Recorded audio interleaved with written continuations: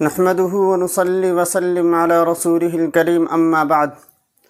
معزز ناظرین کرام، السلام علیکم ورحمۃ اللہ وبرکاتہ۔ مغربی تہذیب نے بہت سی بیہودہ رسومات و خرافات کو انجام دیا، بد تہذیبی اور بد کرداری کے نئے نئے طریقوں کو ایجاد کیا، جس کی لپیٹ میں اس وقت پوری دنیا ہے۔ خاص طور مسلم معاشرہ اس کی فتنہ سامانیوں کا شکار ہے۔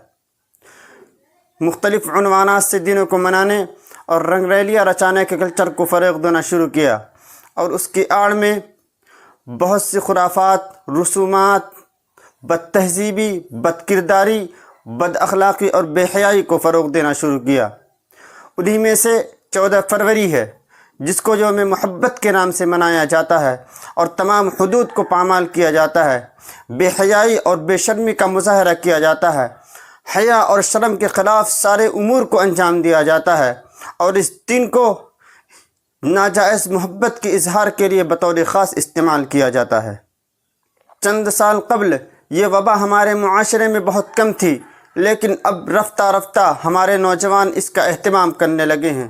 کالجوں اور یونیورسٹی میں زیر تعلیم طلبہ و طالبات اس میں بہت زیادہ دلچسپی لے رہے ہیں، گویا کہ یہ دن ان کی زندگی میں سب سے زیادہ اہمیت کا حامل ہے، کیونکہ اس دن وہ اپنے آرزوؤں کی تکمیل اور اپنی محبت کا اظہار کرتے ہیں، اور غیر شرعی اور غیر اخلاقی طور پر محبت کا راگ الاپتے ہیں۔ وہ قوم جسے حیا کا درس دیا گیا، وہ آج بد تہذیبی، بد کرداری، بد اخلاقی کا مظاہرہ کرتی نظر آتی ہے۔ ہم تو اس نبی کے امتی ہیں کہ جس کی لاڈلی بیٹی کا جب جنازہ اٹھ رہا تھا تو انتقال سے پہلے انہوں نے وصیت کی تھی کہ میرا جنازہ رات کے وقت اٹھایا جائے تاکہ میرے کفن کے کپڑے پر بھی کسی کی نظر نہ پڑے۔